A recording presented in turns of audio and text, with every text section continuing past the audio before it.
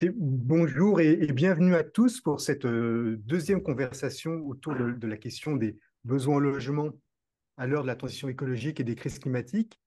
Donc pour ceux qui nous rejoindraient aujourd'hui, qui n'ont pas pu assister à la première conversation, on va faire une brève remise en contexte de cette initiative parce qu'elle prend place dans un dispositif plus vaste. Donc autour, vous l'avez compris, de cette question des besoins en logement, mais aussi la manière d'y répondre, en intégrant un certain nombre de considérations aujourd'hui sur la problématique du chiffrage, la tension entre impératif écologique et impératif social, la manière dont aujourd'hui les trajectoires de réchauffement, les nouveaux aléas impactent sur l'évolution de ces besoins, de possibles nouvelles aspirations. Donc l'idée est pour répondre à l'ensemble de ces questions-là, de mettre en place un dispositif qui va combiner un mode de production de la connaissance assez classique en ce qui concerne nos institutions, à savoir un programme de recherche fondé sur un appel à proposition de recherche, mais aussi, et c'est là où on essaie d'innover par rapport à des séquences précédentes, la mise en place d'une plateforme d'échange, de mutualisation, parce que parmi les parties prenantes de l'écosystème de connaissances sur cette question des besoins en logement et de la transition, il y a des acteurs émergents, il y a des opérateurs qui produisent des études, qui produisent des chiffres, qui les exploitent. Et l'idée, c'était de transformer cet écosystème en communauté de travail, ou en tout cas en communauté coopérative, pour échanger, avancer, cranter sur certaines questions, identifier les débats qui demeurent et faire en sorte que nos réflexions communes puissent à la fois éclairer la décision publique et le débat qui engage bien d'autres acteurs, notamment de la société civile. Donc, euh, nous avons conçu cette démarche de façon un peu itérative et ces conversations prennent place dans cette construction-là de façon à déjà un peu repérer, identifier des premières questions. Et je laisse Bruno Marot de l'USH préciser davantage la manière dont nous avons conçu ces conversations et le fil qui les relie. Tout à fait, bonjour à toutes et à tous. On est vraiment dans cette phase de préfiguration, de co-construction de l'initiative. Et vous l'avez vu, là, on a fait le choix de ce format de séminaire un peu restreint pour faciliter un peu les échanges. Donc effectivement, une première conversation il y a quelques semaines maintenant en compagnie de Manuel Domergue de la Fondation Abbé Pierre et d'Alban Gaspard de l'ADEME pour discuter un peu de la question d'impératif écologique et impératif social. Quelles sont les convergences pour penser les besoins en logement et leurs réponses à l'heure de la transition écologique. Donc ça, c'était la première conversation. Aujourd'hui, on va parler principalement action publique et territoire, en compagnie de Xavier Timbaud de l'OFCE et de Vincent Fouché, qui est directeur de la prospective à la métropole d'Aix-Marseille-Provence, sous le titre de comment la transition écologique vient-elle redéfinir l'action publique relative aux besoins en logement. Et donc, avec cette question d'échelle, hein, cette tension entre échelle nationale et échelle locale qu'on a pu voir un peu dans certains débats de ces derniers mois, notamment en termes de chiffrage. Et on aura une troisième conversation à la rentrée. Donc, on vous redira voilà, les dates visées à l'issue de cette conversation qui seront là sur les enjeux plus micro et macroéconomiques relatifs aux besoins au logement, toujours vraiment voilà, qui est notre fil rouge à l'heure de la transition. Brièvement, juste pour vous rappeler les objectifs de ces conversations, c'est vraiment de défricher ensemble les débats méthodologiques, opérationnels et politiques en cours sur les questions des besoins en logement, d'identifier les controverses, les angles morts, les cas d'analyse ou les questionnements qui vont pouvoir ensuite nourrir la démarche dans les prochains mois et prochaines années. Et aussi, on l'a dit, hein, c'est construire cette communauté de travail ensemble entre acteurs et chercheurs pour avancer sur la question. Je laisse la parole à Eva, si tu souhaites rajouter des éléments qu'on aurait oubliés.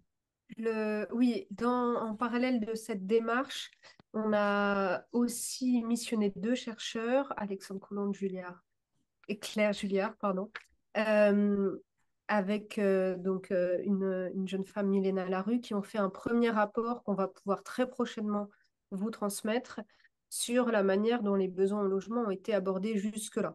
Donc, c'est pareil, c'est un peu complémentaire à ces conversations-là. C'est une autre façon de se demander voilà, comment la connaissance a été construite sur ce sujet et comment est-ce que on peut la construire à l'avenir.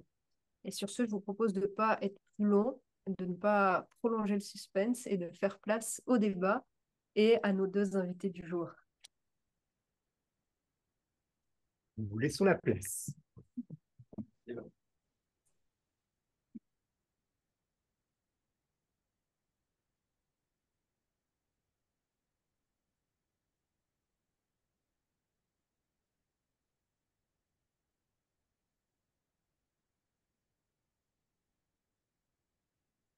Merci, merci Xavier, merci Vincent pour votre présence parmi nous aujourd'hui, pour la préparation que ça vous a demandé aussi, pour le déplacement aussi que ça a pu nécessiter pour l'un d'entre vous. Pour commencer, pour partir sur de bonnes bases lors de cet échange, on va vous proposer chacun d'avoir un propos introductif, 10 minutes chacun. On n'a pas tiré au sort, mais on propose à Xavier de commencer à prendre la parole. Bienvenue Xavier. Merci pour cette invitation et pour cette conversation. Alors, d'où je parle, je suis chercheur en économie. Je travaille à l'OFCE, je fais plutôt de la macroéconomie et je travaille aussi sur les questions environnementales. Et puis, il y a un peu plus de 10 ans, je me suis beaucoup intéressé aux questions d'abord d'immobilier, donc totalement de logement, d'abord aussi dans une perspective vraiment macroéconomique, parce que l'immobilier, c'est quelque chose qui a un point important dans la conjoncture économique, à travers à la fois le secteur de la construction, mais aussi et surtout à travers la dette des ménages. C'est un vecteur important de fluctuation macroéconomique. Et puis, de fil en aiguille, en fait, cette question de l'immobilier, elle est aussi caractérisée par une très grande diversité, la nécessité de prendre en compte la spécificité des territoires. Simplement, quand on regarde par exemple le prix des logements, le prix du logement n'est pas quelque chose qui est uniforme et homogène, c'est extrêmement disparate, avec des dynamiques qui sont aussi extrêmement disparates. Et donc, c'est assez passionnant d'essayer de comprendre pourquoi et quelles en sont les conséquences. Et puis, en fait, il se trouve qu'aujourd'hui, la question du logement est une question passionnante parce qu'elle se trouve à l'intersection de la question sociale, de la question politique aussi, peut-être on pourra en parler au moins en conclusion, et de la question environnementale. Voilà. En gros, la moitié des émissions qu'on peut imputer à un Français, et c'est vrai dans beaucoup de pays, est liée à l'endroit où il habite, soit à travers son logement, soit à travers ses mobilités. Et donc, la question environnementale, elle touche nos modes de vie très profondément parce qu'elle vient entrer en collision avec l'endroit où on habite et la façon dont on vit dans cet endroit. C'est-à-dire que notre mobilité, c'est l'endroit où on habite, mais c'est aussi notre relation avec tout ce qui l'entoure. Et c'est donc aussi tout ce qui fait la valeur du logement dans lequel on réside. Voilà, ça c'est le point de vue d'où je parle. Et donc, la question sur laquelle je travaille actuellement, c'est vraiment d'essayer de comprendre cette articulation entre l'endroit où se trouvent les logements et l'endroit où se trouvent les centres d'intérêt. Et au premier de ces centres d'intérêt, il y a évidemment l'emploi. Et donc, la mobilité est aussi le lien qui se fait entre l'endroit où les gens habitent et les endroits où ils vont. Et donc, qui sont aussi les raisons pour lesquelles ils habitent à un certain endroit. En fait, c'est pour accéder à des emplois dans des conditions qui leur conviennent. Mais c'est aussi des arbitrages qui sont forcément douloureux parce que le logement, la mobilité, tout ça a un coût. Et donc, on n'est pas libre de son choix. Et c'est justement cette contrainte dans les choix qui va faire toute la question. Alors, ça, c'est une première chose. Ça nous amène évidemment à la question du besoin en logement. Et en fait, derrière le besoin en logement, c'est aussi d'essayer de comprendre qu'est-ce qui fait qu'un logement ne vaut pas un autre logement. Parce que c'est aussi comme ça qu'on va pouvoir comprendre quels sont les besoins. Mais il se rajoute à ça d'autres choses et d'autres formes de conviction.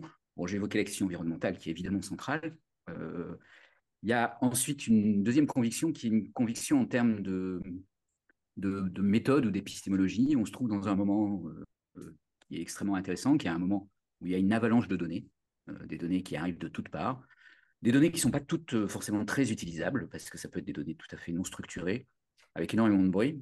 Mais dans ce moment particulier où on se trouve, dans cette avalanche de données, il y a un renouvellement aussi des questions. Et on peut avoir une approche plus empirique et moins théorique qu'on a pu avoir par le passé, et participer à cette exploration de ce nouvel univers, de ce nouveau continent, qui est constitué par ces données et par les questions qu'on peut aborder dans cette problématique générale du besoin en logement, de l'environnement. C'est aussi un aspect des choses qui me motive beaucoup. Dernier point, c'est les politiques publiques, en fait, parce que derrière le besoin en logement, derrière la compréhension de ce qui se passe sur les territoires, derrière la conviction que dans les territoires, il y a toute la richesse et toute la diversité des situations, et que c'est celle-là qu'il faut essayer d'explorer et d'éclairer. Il y a aussi l'idée de pouvoir identifier quels sont les leviers de l'action publique, et donc pas simplement de comprendre pour le fait de comprendre, mais aussi comprendre pour pouvoir proposer des politiques, pour pouvoir évaluer des politiques, qui est une autre étape, une fois qu'on les a proposées et que certains acteurs s'en sont emparés, ils ont pu mettre en œuvre un certain nombre de choses. Et donc la question de savoir est-ce qu'on peut les évaluer, et c'est un retour extrêmement important à faire à la fois aux acteurs et à ceux qui leur confient un pouvoir politique. Et puis participer à ce dialogue, je crois fondamentalement aussi que la compréhension, la connaissance doit servir à alimenter un dialogue, que ce dialogue, il ne doit pas être uniquement technique, il est parfois technique, mais il ne faut pas qu'il devienne purement technocratique, qu'on dise ce qu'il faut faire et puis qu'on impose les solutions aux différents acteurs, mais qu'on puisse leur montrer, leur faire comprendre, toucher du doigt ce qui est possible, ce qui n'est pas possible, ce qui marche, ce qui ne marche pas, mais aussi de laisser la place à leurs intuitions, à leur créativité, et à pouvoir les accompagner dans ces démarches. Donc, ça aussi, c'est un autre aspect des choses. C'est une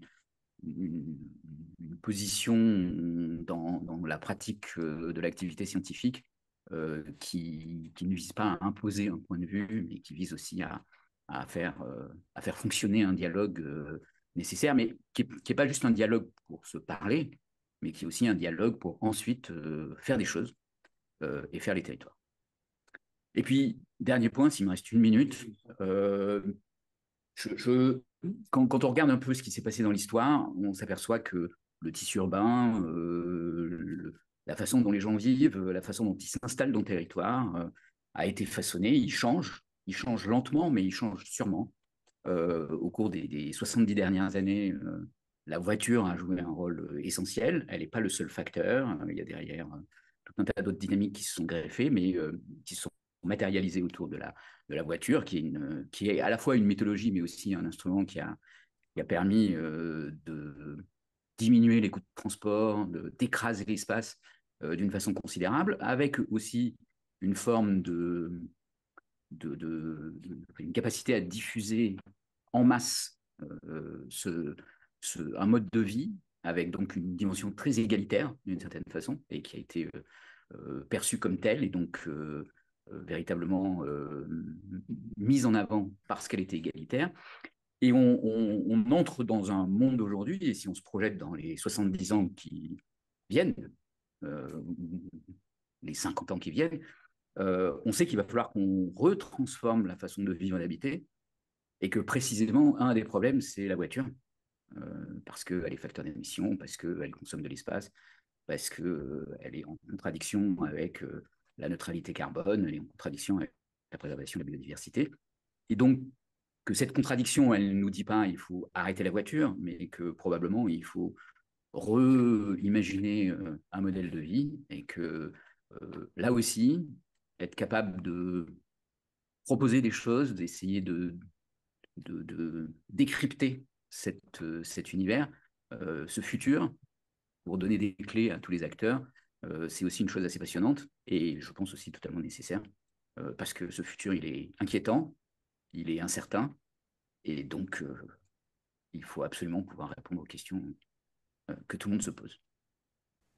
Merci beaucoup, Xavier, pour ces premiers propos, pour cette introduction. Je propose de laisser la parole à Vincent aussi. Donc, où est-ce que vous parlez? Pourquoi cette question est importante selon vous et quels sont les éléments, les enjeux clés autour de cette question des besoins en logement à l'heure de la transition écologique? Bon, merci, bonjour à tout le monde. Ravi d'être avec Xavier pour cette conversation et ravi de retrouver quelques anciens complices qui sont en ligne, que je salue, ils se reconnaîtront. Ouais, j'arrive avec beaucoup d'humilité parce que parmi tous ceux que vous avez en ligne, on a les meilleurs experts. Je ne suis pas l'expert des besoins en logement. J'arrive souvent plus en aval, ceci dit, le travail sur les besoins, et j'essaie d'y réfléchir pour nourrir la discussion d'aujourd'hui. Euh, c'est toujours en rétroaction entre action publique et estimation des besoins et le croisement entre besoin en logement et besoin d'autres choses et de beaucoup d'autres choses.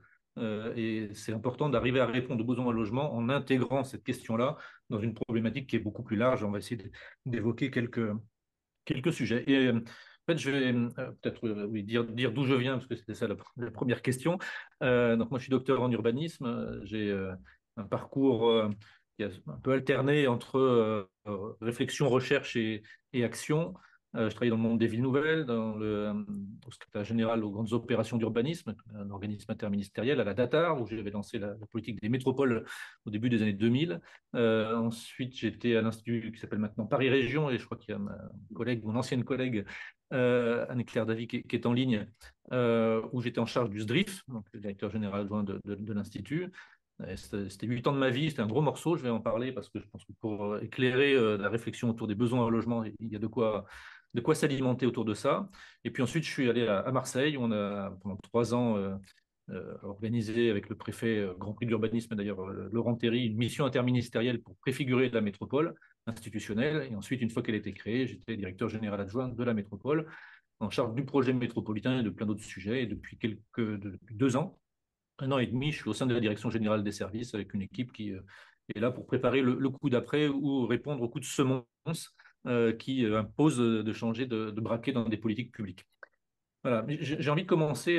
J'oublie que j'étais aussi pendant 10 ans président du groupe urbain de l'OCDE, donc je peux aussi avoir un point de vue décentré et international si c'est utile dans la discussion. Bon, mon propos, et j'ai envie de le commencer par un truc que j'ai lu ce matin sur les réseaux. Je vous cite, le ratio construction par rapport aux besoins est comparable au niveau des années 50 pour la construction de maisons individuelles. Et la Fédération du bâtiment, parce que c'était le point de vue de la Fédération, elle compte déjà 10 000 emplois de perdus et en annonce 15 fois plus. Donc la question de besoin versus construction ramenée à la création d'emplois, c'est pas mon prisme. Je peux l'entendre, je peux le comprendre, mais c'est pas mon prisme. Mais malheureusement, au niveau national, c'est quand même beaucoup ça qu'on entend, comment la construction est impactée par la réponse aux besoins, soi-disant, je mets plein de guillemets. Et je trouve que c'est intéressant de commencer par ça, parce que moi, ça m'a un peu...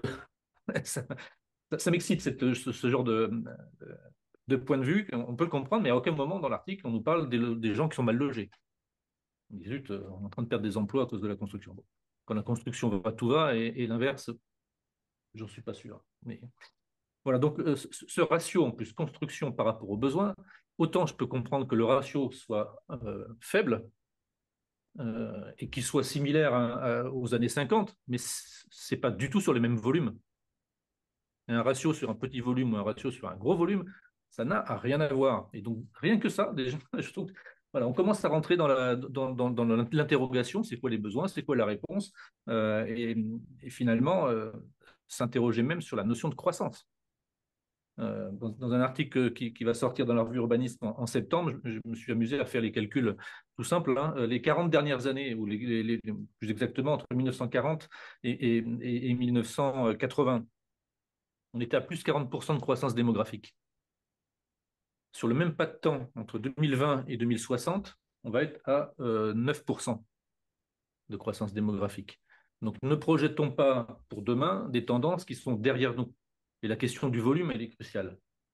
Et très vite, on va passer du volume à la qualité de ce qu'on construit en fonction des besoins plus précis. Mais cette notion de ralentissement du volume de la croissance a un impact assez rapide et immédiat et compréhensible sur ce que l'on doit prendre en compte dans les politiques publiques.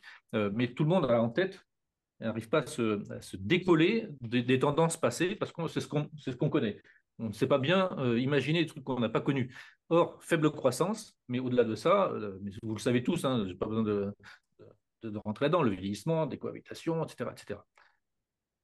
L'équation, elle est assez connue. Mais je ressens sur la question de la croissance, parce qu'elle va aussi avec la croissance économique. Et quand on est au niveau national, c'est une chose, mais quand on est au niveau local, c'est encore une autre chose, cette croissance économique et son lien avec la croissance démographique. Je vais prendre deux exemples pour illustrer le propos. Le SDRIF, donc le schéma directeur de la région Île-de-France. Première version, cadrage de l'État sur les besoins en logement, alors que la région construisait 35 000 logements par an. L'État disait qu'il fallait monter à 50 000 logements. Il fallait que la planification passe de 35 000 construits à 50 000 futurs. Ce qui paraissait déjà une grande marche, très dur. Ça éclairé par le point mort et tous les calculs que, là aussi, vous connaissez tous.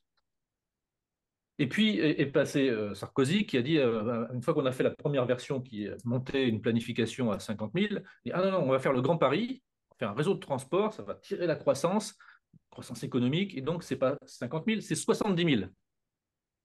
Donc là, en disant ça, j'introduis juste le paramètre politique et le paramètre ambition, développement éco, développement résidentiel. Et 70 000, c'était donc le double de ce qui se construisait à l'époque où on a commencé à faire la planification en Île-de-France. On a poussé, on n'y croyait pas trop sur la capacité d'atteindre les 70 000, mais on a fait l'effort d'y répondre dans la planification et dans les outils qui accompagnaient cette planification. Les aides au logement, l'établissement public foncier, les aides aux maires bâtisseurs, etc., etc.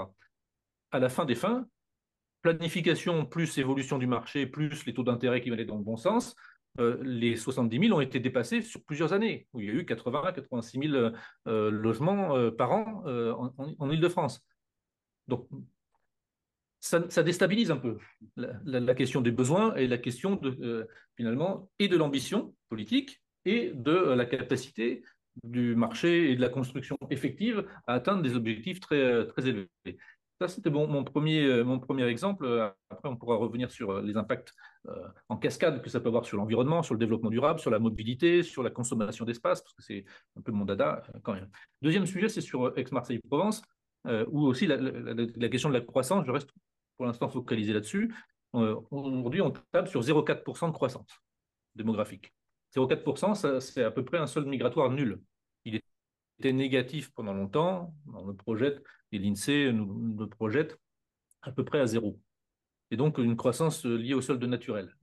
Et donc, nos besoins en logement sont calés là-dessus, avec tous les autres paramètres du calcul des besoins en logement. Mais ce taux de croissance, qui n'est pas énorme, il est très faible même par rapport à plein d'autres métropoles, si on le projette, ça veut dire qu'on admet que pour les 10, 15, 20, 30 prochaines années, on continuera d'avoir un solde migratoire nul ou un tout petit peu négatif. Ça veut dire qu'on ne réussit pas à avoir une amélioration de la qualité de vie, qu'on ne touche pas à ce qui étaient les fondamentaux difficiles de ce territoire, parce que les logements sont dégradés, parce qu'on ne répond pas aux besoins, parce que l'emploi n'est pas là, parce qu'il y a un fort taux de chômage, parce qu'il y a de fortes inégalités. Mais moi, je préfère me projeter quand même sur un avenir radieux où on va résoudre ces problèmes-là et par conséquence, une attractivité qui va augmenter. Mais ça, c'est très difficile. Alors, il se trouve que ça croise un autre enjeu, c'est le malthusianisme politique et globalement d'une société locale qui n'aime pas trop qu'on construise dans son jardin. Et donc ce malthusianisme croisé à finalement une prospective qui préfère ne pas aller trop vite, ça nous fait une évaluation des besoins plutôt faible, mais qui relève plutôt de choix politiques, mais qui interroge, parce que à quoi ça sert la planification? Ça sert à préparer l'accueil et la satisfaction des besoins des populations. Et si on ne taille pas assez large, on sait qu'on sera en dessous de la réponse qualitative avec pas assez d'équipements, pas assez d'infrastructures, pas assez de réponses en quantité et en qualité de logement. Et ça, c'est coupable en termes de planification. Par contre, si on taille trop large, c'est ce qui s'était passé en Île-de-France avant dans le précédent schéma directeur, on avait taillé très large, beaucoup d'espaces à urbaniser en périphérie, faible croissance, et on a urbanisé en périphérie avec de très faibles densités, on a bouffé l'espace. Donc voilà, il y a une sorte de juste milieu à trouver, mais ces deux exemples, je pense, sont assez complémentaires. Et pour l'instant, je n'ai parlé que taux de croissance. Merci beaucoup, Vincent, pour ces propos. On va tirer les fils, vous allez tirer les fils ensemble. Avant de rentrer plus concrètement, et on prendra l'exemple de Marseille dans un premier temps, peut-être vos réactions par rapport à ce que vous venez entendre des propos de l'autre. Peut-être Xavier par rapport à ce que vient de dire Vincent, et puis après Vincent pourra demander. Je dis ça avec beaucoup de bienveillance. L'idée étant de d'identifier ce que vous partagez dans ce qui vient d'être dit, là où vous avez des points d'interrogation, et éventuellement là où vous êtes plutôt a priori en désaccord. Alors, toi, a priori, en désaccord, je ne sais pas si on va arriver à. On va pas se fâcher entre nous. On n'est pas là pour forcer les désaccords. Probablement, on va assumer si les probablement, au bout d'un moment, on finirait par avoir des nuances qu'on pourrait appeler presque des désaccords. Mais bon, voilà. Puis après, par ailleurs, je pense qu'il faut le dire aussi, on travaille ensemble à Marseille sur ces questions. Ça va se voir tout à l'heure. Ça va un peu se voir tout à l'heure, mais donc pas que ce soit une surprise. Non, moi j'ai juste une réaction à ce qu'a dit Vincent. Mais c'est pas du tout une critique. Donc il a évoqué ces questions de planification et il a d'abord posé le cadre qui est celui que généralement on pose en matière de planification, qui est de regarder les choses en taux de croissance en disant j'ai de la population d'un côté, et puis j'ai un stock de logements de l'autre, il faut que je construise pour accueillir ces nouvelles populations. Bon, ça c'est un schéma qu'on a dans une zone qui est en croissance. Quand on a une zone qui est en déprise, là les choses sont toujours un peu plus compliquées parce qu'on a du mal à déconstruire les logements, mais le premier schéma, la première façon de penser la planification, à un territoire plus ou moins grand, on peut placer ça au niveau national en disant il y a une augmentation démographique au niveau national. Du coup, on a besoin d'un certain besoin de construction. Du coup, d'ailleurs, il y a un secteur de la construction qui est attentif aussi à ce chiffre-là parce que voilà, tout le monde raisonne de façon un peu macro. Alors, ce macro, il peut être au niveau d'une région, mais en fait, fondamentalement, le raisonnement est à peu près le même. Dans le travail qu'on fait avec Maxime Parodi sur ces questions de territoire, donc il y a un travail de modélisation qui essaye d'utiliser des données de façon cohérente. Donc il y a un travail assez technique, assez lourd. Une des convictions qu'on a, c'est que en fait, les choses se déclinent et deviennent complexes dès qu'on regarde le détail des territoires. Et là, cette fois-ci, la question, c'est plus simplement de faire coïncider la croissance de la population et la croissance des logements, mais c'est aussi de réfléchir à où sont les logements et où sont les logements pour quels usages. Quelqu'un qui travaille, il n'a pas juste besoin d'un logement, il a besoin d'un logement qui va l'amener à un travail. Et pas forcément, c'est-à-dire simplement son travail, mais aussi un travail, en tout cas, un potentiel de travail, parce qu'il pourra changer d'emploi, parce que son entreprise pourra fermer, parce que son partenaire dans son couple voudra travailler ou va travailler, et donc le choix n'est pas juste d'être près de son travail, mais d'être près du travail. Et ça, c'est une dimension qui, dans les territoires, est absolument essentielle. Dans la critique implicite que Vincent faisait du schéma de développement de l'Île-de-France précédent, c'est pas simplement une consommation d'espace, c'est aussi qu'on crée des logements qui sont loin, en fait. Et créer des logements qui sont loin, c'est d'abord une source d'inconfort pour les gens qui vont y habiter, quotidien, en termes de temps de transport. Et puis aussi, c'est un piège qui se referme le jour où le prix de l'utilisation de l'automobile augmente considérablement, ou même d'ailleurs le coût du chauffage, ça c'est encore une autre question. Mais quand le coût du transport augmente de façon importante, ces gens-là, ils se retrouvent emprisonnés dans un endroit qui va leur coûter très cher et confrontés à un arbitrage qui n'était pas celui qu'ils avaient anticipé. Donc ils avaient choisi d'habiter loin parce que les transports coûtaient peu cher et parce que le logement coûtait peu cher, et ils se retrouvent brusquement projetés dans une réalité qui est tout autre, dans laquelle le transport coûte cher, et éventuellement d'ailleurs l'énergie utilisée dans le logement va aussi coûter cher.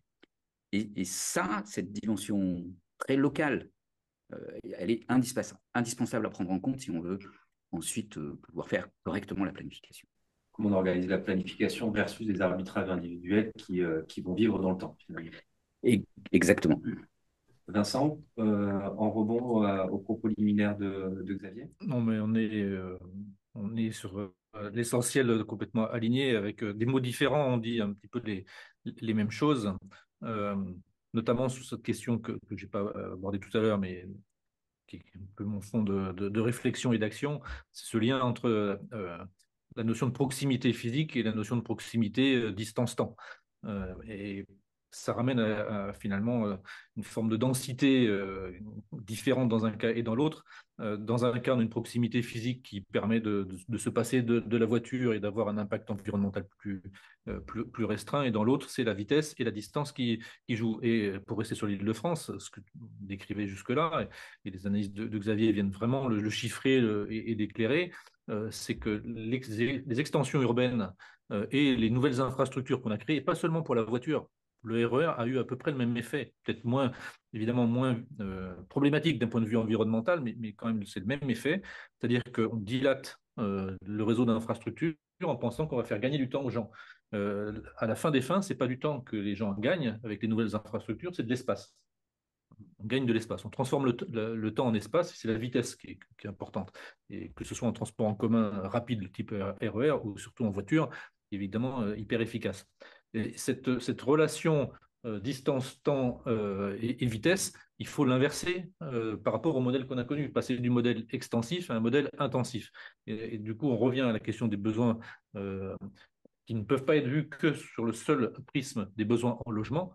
C'est globalement les besoins d'une société locale qui doit aussi se décarboner, qui doit aussi répondre à des questions de pouvoir d'achat, qui doit répondre à des questions de mode de vie, qui doit répondre à des questions de vieillissement, qui doit répondre aussi à des limites planétaires qui peuvent être sur les matériaux, matériaux pour les voitures, mais matériaux sur les matériaux de construction également. Et donc ça ouvre une autre problématique plus large qui va sur ce sur quoi on est en train de travailler de manière assez forte, c'est la question de l'intensification urbaine, qui peut se faire par construction nouvelle ou par meilleur usage du bâti existant.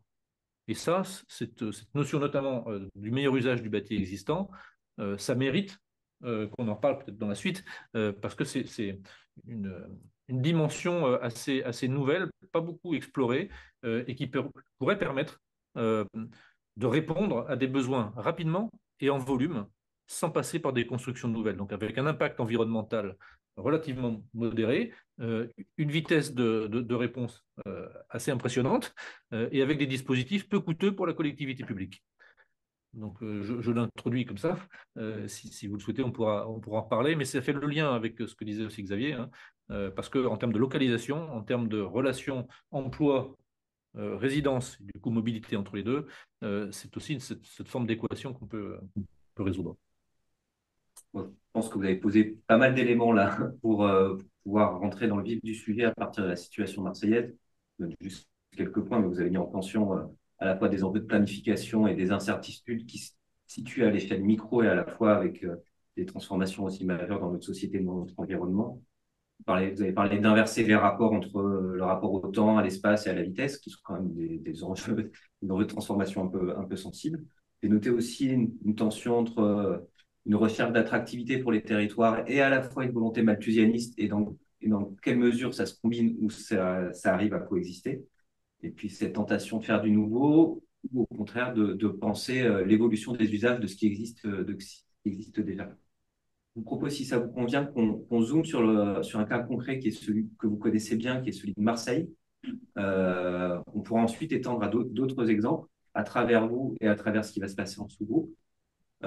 Xavier, peut-être des premiers éléments de cadrage, de vos données, votre regard sur ce qui existe par rapport à Marseille. On a quelques cartes, quelques schémas graphiques à vous proposer en parallèle. Voilà. Super. Bah, voilà, ça c'est plus qu'un exemple, c'est un des éléments qu'on met sur la table, alors ici à propos de Marseille. Donc cette carte, très brièvement, je vous explique ce qu'elle est, ce qu'elle représente. Cette carte, elle consiste à imputer aux résidents les émissions de carbone qui sont liées à leur déplacement quotidien professionnel, alors professionnel au sens les déplacements domicile-travail pour les individus. Alors, les individus sont dans des ménages, on tient compte de tout un tas d'éléments. Ce qui est important, c'est que ici c'est imputé, et c'est imputé au carreau de résidence. Donc on suit une convention, pour ceux qui connaissent ces éléments, qui est en gros la convention consommateur dans l'imputation des émissions de carbone, et en incluant d'ailleurs à la fois dans la mobilité le carburant qui est utilisé dans le moyen de transport, surtout dans la voiture, quand on se déplace en vélo, évidemment, l'empreinte carbone est plus faible, mais aussi les émissions qui sont liées au matériel qui est utilisé, donc en imputant la quote-part de la construction. Ça, c'est le premier point. Donc, le deuxième point, c'est cette carte, elle est construite ici à une résolution qui est très fine, qui est celle du carreau 200 mètres par 200 mètres, qui est par exemple celui dans lequel sont données les données de l'INSEE pour la population. Alors, derrière cette construction, il y a toute une méthodologie. Il y a un site internet qui s'appelle le mips.fr sur lequel vous pourrez regarder tous les éléments en détail qui permettent d'arriver à cette carte. Mais la résolution, elle est importante parce que la résolution, elle va pouvoir permettre de faire des zooms sur des endroits et de pouvoir précisément entrer en résonance avec à la fois l'expérience des gens qui habitent et puis aussi l'échelle des politiques publiques qui sont celles de la métropole. Alors pourquoi l'échelle des politiques publiques? Parce que par exemple, dans cette carte, on tient compte des réseaux de transport. Et donc, si jamais on ferme une autoroute ou si jamais on en ouvre une, si jamais on rajoute un arrêt de bus ou une ligne de train, ben, on peut recalculer ce que serait cette carte en tenant compte de cette modification. Si on développe une zone d'emploi à un certain endroit, en déportant de l'emploi, par exemple, du centre-ville entre Aix et Marseille, imaginons, on fasse une grande zone d'emploi, une espèce de la Défense qu'on mettrait pile entre ces deux villes, ben, je ne dis pas que c'est pertinent, évidemment, mais et qu'on associe à cette grande zone d'emploi un réseau de transport très dense, ben, on pourrait recalculer une carte qui tiendrait compte de ces éléments et de regarder qu'est-ce que ça ferait à la fois localement en termes de bilan carbone, mais évidemment aussi en faisant la somme, qu'est-ce qu'on aurait comme bilan carbone potentiellement derrière cette opération. Et donc, alors évidemment, il faut avoir confiance dans le modèle qui est sous-jacent, il faut avoir confiance dans ce qu'il représente. Et là, tout ça est très transparent et tout à fait évolutif si vous n'êtes pas satisfait. Mais bon, là, on a une première proposition, on va dire, qui nous paraît assez pertinente. Et c'est ça qui va permettre ensuite d'entrer en dialogue avec les politiques publiques et les acteurs, pouvoir aller voir les acteurs, les gens qui habitent à certains endroits en leur disant, bah voilà, quand on calcule tes émissions de carbone, elles sont plutôt élevées et c'est assez compréhensible parce que tu habites assez loin de ton emploi et donc tu fais beaucoup de déplacements, beaucoup plus que quelqu'un qui habite en centre-ville, dans un logement qui est peut-être plus petit, peut-être plus cher, enfin on verra qu'à Marseille, c'est pas forcément le cas, mais peut-être plus petit en centre-ville, mais qui va permettre d'utiliser des transports en commun, qui va permettre d'utiliser des mobilités douces et donc qui va être beaucoup moins générateur d'émissions de carbone. Alors, il ne s'agit pas de pointer du doigt ceux qui polluent beaucoup, en disant vous polluez beaucoup et donc vous êtes coupable, mais en disant voilà aujourd'hui comment le territoire fonctionne, l'endroit où les gens habitent, la façon dont ils se déplacent, et voilà ce que ça implique ensuite en termes de localisation, d'imputation des émissions de carbone. Donc, d'une certaine façon, tout le monde est responsable parce que une ville, c'est des interconnexions entre tout le monde. Mais justement, les politiques publiques, elles sont là pour essayer de comprendre comment on peut faire évoluer ça, à la fois dans un temps assez court, mais aussi en essayant de pouvoir se projeter dans qu'est-ce que ça sera dans 30 ans, c'est-à-dire qu'est-ce qu'on veut pour le territoire dans 30 ans, et comment on veut répondre à ces questions-là. Donc, si je comprends bien, on a quasiment une première carte de pilotage du CO2 lié à la mobilité sur le territoire de Marseille. Vincent, vous connaissez cette carte. Comment est-ce que vous l'utilisez peut-être globalement, il y a d'autres graphiques, hein, Xavier, qui pourront revenir en appui derrière. Mais, oui, ce qu'il faut quand même expliquer, c'est que ce travail-là et les cartes qui vont suivre, c'est dans un travail de R&D, un contrat de R&D qu'on a avec Non Métropole, avec Ville Vivante et l'OFCE, parce qu'on est en train de développer toute une politique publique nouvelle sur les questions d'intensification urbaine, avec les deux pans que je disais, hein, construire pour densifier, là où c'est nécessaire, pertinent, et intensifier l'usage du bâti existant.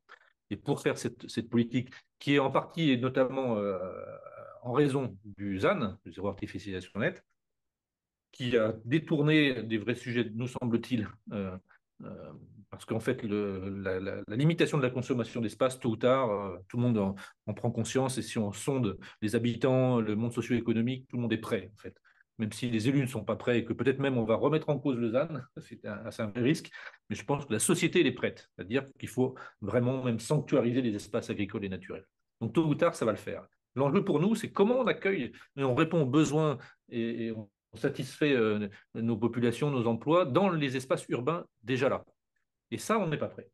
Voilà. Parce que c'est toute la politique publique, tous les mécanismes, y compris privés, qui depuis 50 ans étaient façonnés pour faire des extensions urbaines, un modèle extensif. Et tout d'un coup, il faut qu'on fasse un gros shift, et donc on doit éclairer, et c'est ce qu'on essaie de faire avec Xavier, éclairer la décision publique avec tous les paramètres qui permettent de faire ce shift pour savoir où, savoir comment, combien, et ensuite trouver les leviers concrets d'accompagnement de ce processus-là.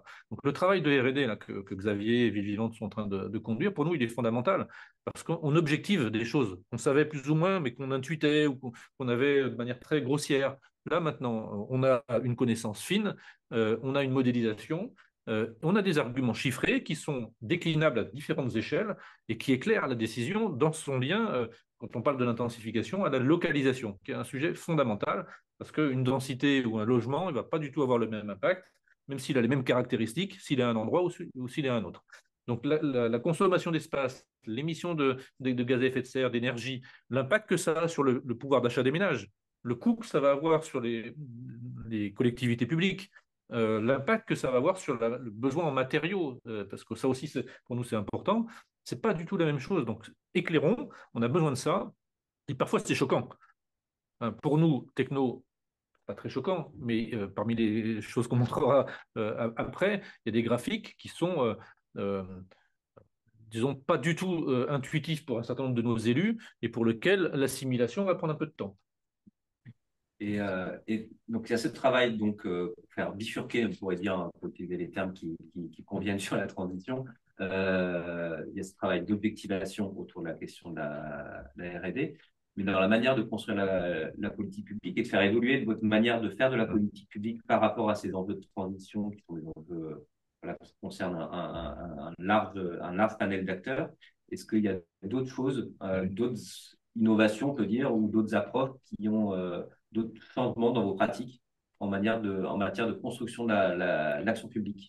Je peux élaborer si Xavier est d'accord, parce que c'est un peu dans la continuité de mon propos. Vous aviez parlé de dialogue tout à l'heure. Ouais. Mais c'est exactement ça, en fait, notre enjeu, c'est d'insérer ces matériaux experts dans un processus qui soit pédagogique pour un grand nombre d'acteurs, des acteurs métropolitains, les technos de la métropole, les élus de la métropole, mais aussi l'ensemble des acteurs socio-économiques. Donc nous, ce qu'on essaie de faire, c'est d'embarquer tout le monde. Et c'est une notion que j'appelle la communauté apprenante.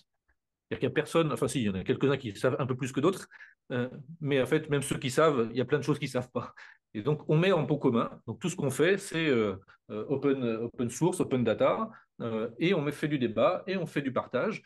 On a fait des conventions avec des partenaires privés, avec des partenaires parapublics, avec des académiques. On a 10 chercheurs qui nous accompagnent dans un programme de travail, c'est le PUCA aussi, hein, le POPSU, sur 3 ans sur la question de l'intensification urbaine. On fait bosser des étudiants, on a un workshop avec 140 étudiants, on a déjà fait un premier workshop sur l'intensification, on en fait un deuxième cette année, donc 140 étudiants en école d'archi, je suis sûr que ça envoie des idées. Et l'objectif pour nous, c'est en fait, d'encercler tous ceux qui ont partie prenante à la question de la densité ou de l'intensité, pour leur donner à voir que, un, il faut agir vite et fort sur le sujet, deux, ça fait pas mal. Parce que le sujet, sinon, il crispe, il fait peur à tout le monde. Or, on a plein de solutions. Merci Vincent. On va continuer à tirer le fil. Alors, il y a, Xavier, vous avez encore d'autres graphiques. Moi, je serais aussi intéressé dans votre discours par voir les questions que ça soulève. En fait, plus on creuse, j'imagine que plus ça vient faire remonter des questions.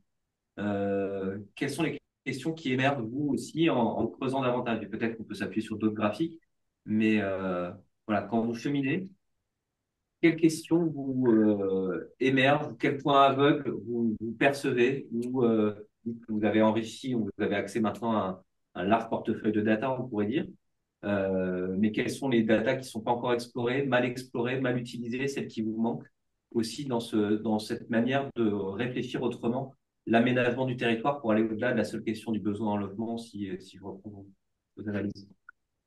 Oui, c'est une question très intéressante et qui est vraiment en plus, alors c'est peut-être un peu plus en fond, mais c'est quand même une question extrêmement importante dans la démarche. C'est cette question du rapport aux données. Donc, derrière cette carte, qui est une forme d'intrapolation, il y a la représentation de quelque chose qu'on ne peut pas mesurer directement. On ne peut pas mesurer directement les émissions de CO2 qui sont réalisées par chaque habitant dans chaque carreau. En fait, ça serait possible, mais ça aurait un coût en termes d'enquête qui serait considérable. Alors, par contre, on dispose de tout un tas de sources assez disparates. Alors, on a des informations très précises sur la géographie, les réseaux de transport, l'endroit où les gens habitent, par exemple, avec les données carré INSEE, l'endroit où sont les emplois, puisque avec les fichiers fonciers et les surfaces professionnelles, on peut localiser les emplois assez précisément. Donc, tout ça, ça nous donne des éléments, mais ces éléments, ils ne suffisent pas à faire cette carte. On a aussi des enquêtes mobilité, on a aussi une enquête mobilité certifiée CEREMA pour la région Marseille-Aix-en-Provence, qui est assez récente, qui est assez précise. On a une enquête mobilité nationale. Donc, toutes ces enquêtes nous permettent d'éclairer ce qui, au final, est un comportement assez complexe. Assez complexe, parce que je vais aller de l'endroit où j'habite à l'endroit où je travaille. Cet élément, il est documenté aussi dans le recensement par MobPro. Je vais utiliser certains modes de transport. Je vais pouvoir utiliser des transports en commun quand ils sont disponibles. Suivant leur disponibilité effective, je vais les utiliser plus ou moins. Je peux avoir des éléments de fréquentation sur les réseaux de transport. Je peux avoir des traces numériques qui vont me donner une autre forme d'information, mais dans laquelle je vais souvent perdre, par exemple, toute la dimension repérage des catégories socio-professionnelles des individus qui sont concernés. Donc, j'ai tous ces éléments-là. Et le problème, c'est que je sens bien que tous ces éléments-là sont un peu comme des projecteurs qui éclairent un côté de l'objet que je veux observer, qui est d'une forme assez complexe. Mais j'ai besoin d'avoir un cadre qui va me permettre de mélanger ces différents éclairages pour reconstituer le plus précisément possible euh, cette, cet objet et le reconstituer de façon à ce que je puisse le livrer ensuite comme terrain d'expérimentation pour l'imagination au pouvoir dont parlait Vincent. Puisque, surtout quand on parle de choses aussi précises et concrètes que l'endroit où on habite, l'endroit où on travaille, comment on se déplace, des idées, on n'en manque pas. Mais derrière ces idées, il y a des conséquences qui peuvent être rédhibitoires en termes de coûts, en termes de conséquences pour les individus, en termes de chacun regarde le monde dans cette bulle à lui, sans percevoir qu'il y a d'autres réalités. Et donc, en imaginant que la solution passe par un chemin, sans se rendre compte qu'il n'y a que lui qui peut passer dans ce chemin et que les autres ne pourront pas y passer. Et donc, il est nécessaire d'avoir cette mise en perspective de chacun. Donc, peut-être on peut regarder, par exemple, le graphique suivant pour illustrer ce que je veux dire là. Mais voilà, il y a quand même cette idée sur les données d'arriver à pouvoir combiner tout ça et le combiner, ouais, celui-là. C'est le plus simple. C'est le Il y a un côté pervers de Xavier dans c'est le plus simple, mais en fait, il raconte. C'est dans les propos de Vincent. Il raconte. Franchement, il raconte une histoire qui est finalement assez intéressante. Alors, si on regarde le graphique de gauche, c'est pour la ville de Marseille, ex-Marseille en Provence. Et dans ce panel de gauche, on veut faire apparaître la relation entre les émissions, ou les kilomètres parcourus au titre des mobilités professionnelles quotidiennes, et le revenu. Donc l'axe des Y, c'est les kilomètres parcourus. L'axe des X, c'est le revenu des individus. Ici, chaque point, c'est un iris. Et donc, c'est le revenu moyen à l'intérieur de l'iris. Ce qu'on voit, c'est la courbe en bleu avec l'intervalle de confiance autour. Ce qu'on voit, c'est qu'à Marseille, on a un lien croissant entre revenus et émissions. Donc, on raconte déjà une première chose à Marseille, qui est que plus on est riche, plus on a des émissions au titre des mobilités professionnelles élevées. Et en fait, quand on essaye de comprendre pourquoi, sur les couleurs qui sont rajoutées sur le graphique, il y a le prix de l'immobilier. Et en fait, on s'aperçoit qu'il y a une structure très particulière à Marseille, qui est que, alors ça peut paraître une évidence, mais en fait, on va voir que ce n'est pas si évident que ça. Les gens riches habitent là où ça coûte cher. On pourrait se dire c'est évident. Alors en fait, ce n'est pas du tout évident. Et je vais vous montrer l'exemple de La Rochelle, où en fait, ce n'est pas tout à fait aussi simple que ça. Et donc, à Marseille, les gens riches habitent là où c'est cher. Et en fait, à Marseille, on a un phénomène de ségrégation spatiale qui est extrêmement fort. Et puis, on a un phénomène qui est assez curieux, c'est que la gentrification, alors bien que les Marseillais s'en plaignent beaucoup, est une dynamique plutôt faible à Marseille. Et donc, ça conduit à une situation assez particulière, qui sont que les zones qui sont près des emplois, à Marseille, le centre-ville de Marseille, correspondent à un habitat dégradé, qui n'est pas gentrifié, donc qui n'est pas racheté par des gens plus riches qui en élèvent la qualité, mais reste un habitat dégradé, et avec des phénomènes de ségrégation spatiale qui jouent de façon très forte, et qui font que les gens pauvres restent entre gens pauvres dans des quartiers. Alors, donc, Si on prend le graphique à droite, qui est celui de La Rochelle, et alors, on a des structures très différentes. on a une structure très différente à La Rochelle. Alors, vous voyez, il y a le gradient de prix dans lequel on voit il y a des points de couleur rouge-orangé dans le bas du graphique qui montrent qu'il y a des gens à gauche plutôt pauvres qui habitent dans des endroits qui sont plutôt chers. Comment ils font pour vivre dans ces endroits? En fait, ils vivent dans des logements plus petits ou ils vivent dans les logements sociaux. Donc ça, c'est une autre caractéristique de Marseille, c'est que le logement social ne brise pas la ségrégation spatiale. Et il y a une dynamique très forte de ce côté-là. C'est assez intéressant aussi du point de vue des politiques publiques. Et puis, par contre, ce qu'on voit apparaître à La Rochelle, c'est la partie supérieure centrale du graphique. C'est une zone dans laquelle les prix de l'immobilier sont très faibles, mais qui est très éloignée de l'emploi et donc qui correspond à des distances domicile-travail qui sont élevées et qui est le modèle pavillonnaire, en fait, semi-périurbain, dans lequel les gens ont trouvé un accès à un logement de grande taille, probablement quand ils ont des enfants, avec des revenus qui sont plutôt modestes, et des temps de transport qui sont élevés. Et c'est eux, à La Rochelle, qui sont prisonniers de la possible augmentation des coûts de transport. Donc, par rapport à ce qu'évoquait Vincent tout à l'heure, on parlait de volume, mais il y aurait des enjeux qualitatifs. Là, en termes de besoins, de capacités, etc., d'un territoire à l'autre, on n'a pas les mêmes enjeux. Exactement. Alors, d'abord, on voit que ces enjeux, ils sont complexes, ils sont liés à la dimension sociale, à des choses qui peuvent être très douloureuses comme la ségrégation spatiale, qui sont très étanches aux politiques publiques, mais pas forcément totalement étanches aux politiques publiques. Et puis, on voit aussi cette diversité des territoires. Et ça aussi, c'est une autre leçon très importante, c'est que voilà, on ne peut pas traiter d'un territoire de façon générale, et chaque territoire recèle ses surprises, recèle ses structures, et donc va aussi engendrer ses besoins de politique publique et ses besoins de politique. Et la politique, elle doit être conduite sur les territoires. Donc, ce n'est pas une ode à la décentralisation que je vais dire ici, mais je pense qu'on ne peut pas faire des politiques pour les territoires si on n'est pas dans ces territoires-là et qu'on ne regarde pas chaque cas comme un cas un peu particulier. Même s'il va y avoir des points communs, chaque territoire a des caractéristiques qui lui sont propres. Est-ce que vous êtes pour ou contre l'ode à la décentralisation? Pardon, je caricature un petit peu, c'est pas l'idée. Mais justement, comment vous appréhendez-vous les spécificités marseillaises? Tout à l'heure, vous disiez que vous travaillez aussi à l'échelle OCDE. Vous avez des contrepoints sur la manière, justement, au niveau des territoires, de penser l'action publique à l'heure de la transition écologique. Et finalement, entre ce que vous connaissez de la situation marseillaise, ce que vous voyez dans d'autres territoires, quels sont les leviers d'action ou les questions que vous pouvez avoir sur comment faire bouger les lignes de l'action publique? Peut-être aussi la question du lien à l'échelle nationale. Voilà, quelles sont les questions aujourd'hui que vous posez en vous disant les modalités de faire de l'action publique aujourd'hui ne sont plus celles dont on a besoin pour demain? Et quels sont les champs à explorer finalement?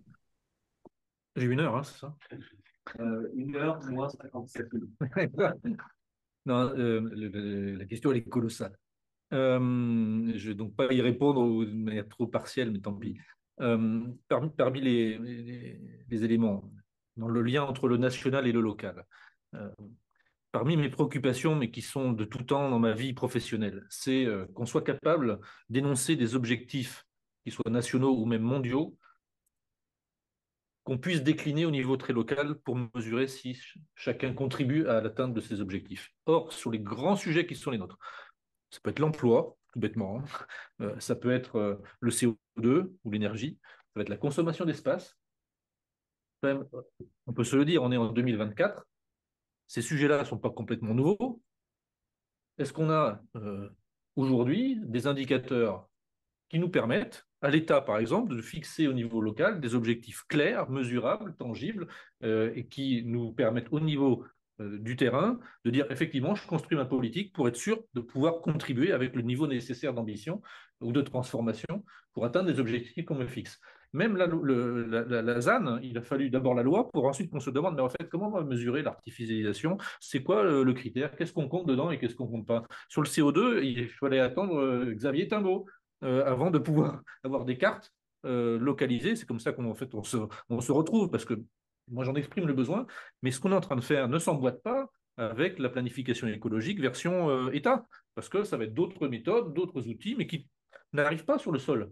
Ça s'arrête à l'échelle départementale, dans le meilleur des cas, mais ce n'est plus les mêmes notions, ce n'est plus les mêmes unités de mesure, ce qui fait qu'on ne peut pas garantir que ce qu'on va nous faire va contribuer à ça. Donc il y a cet enjeu de, peut-être c'est un Graal et que ça n'existera jamais, hein, de pouvoir complètement emboîter les choses, mais il n'empêche que dans le dialogue entre des objectifs qui sont nécessaires à atteindre pour la nation ou pour la planète, et ce qui se fait au niveau local, on a beaucoup de mal là-dessus. Après, je voudrais venir sur deux sujets qui sont un peu un pas de côté, mais qui me viennent dans la discussion par rapport à notre discussion et qui vont nous décaler aussi par rapport au graphique et aux cartes. J'ai deux préoccupations, moi, qui me paraissent intéressantes à poser. La première, c'est on a besoin aujourd'hui de choses qu'on n'a pas. Je reste sur les questions d'indicateurs parce que l'INSEE a abandonné ses indicateurs là-dessus. C'est quoi la sous-occupation du parc bâti? Logement, mais pas que, hein, parc bâti, même industriel et tertiaire, mais notamment logement. La sous-occupation des logements est difficile d'avoir des données fiables, locales, fines, qui nous permettent de tirer des leçons de politique publique. Moi, je pense que là, il y a un gisement pour répondre aux besoins en logement, vite, avec de faibles coûts, avec des politiques publiques nouvelles. Il y a des pichenettes vraiment intéressantes à faire, mais il faut pouvoir les éclairer avec de la donnée et avec de la territorialisation. Je vais prendre quelques exemples. Mais le pavillonnaire, mon raisonnement à moi, qui est très fragile certainement, et je le jette comme ça, c'est que le pavillonnaire, c'est une étoile morte. Tous les sondages disent les gens, ils veulent du pavillonnaire. Très bien, moi je pense que c'est de l'inertie d'un système qui aujourd'hui est caduque. Le stock de maisons individuelles dont on dispose est suffisant pour les prochaines années. Parce que ces maisons individuelles, elles servent à loger, elles ont servi à loger des familles avec enfants. Ces familles avec enfants, elles ont vieilli, les enfants sont partis, le couple, des fois, c'est plus un couple, c'est une personne seule, et ils n'ont pas envie de quitter leur logement jusqu'à ce qu'ils soient vraiment grabataires et qu'ils doivent aller dans un EHPAD. Et ben, cette période-là où il y a une très faible occupation par exemple, de la maison individuelle, mais c'est pareil sur des grands logements, je pense en tout cas aux pavillonnaires, on pourrait avoir des politiques incitatives qui soient attractives, y compris pour cette personne âgée seule dans son logement, qui va retrouver un pécule en louant une partie de sa maison, en trouvant aussi des gens qui peuvent entretenir son jardin, parce qu'un jardin c'est un fardeau, même si on est attaché à son jardin et à sa maison, ben, il arrive à un âge où ça devient une charge. Et donc on peut avoir tout d'un coup une libération de mètres carrés utilisables par une petite pichenette qui ne nécessite pas de construire plus, et qui peut répondre, par exemple, à des logements étudiants. On se plaint qu'il n'y ait pas de logement pour nos étudiants dans les villes. Eh bien, il y a des secteurs pavillonnaires qui ne sont pas trop loin de transport en commun, ce qui est un peu, des fois, un problème en soi, mais qui pourraient être des secteurs cibles. Mais ça se fabrique en politique publique. Mais pour le fabriquer, il faut de la donnée, il faut de l'analyse, il faut aller au bout.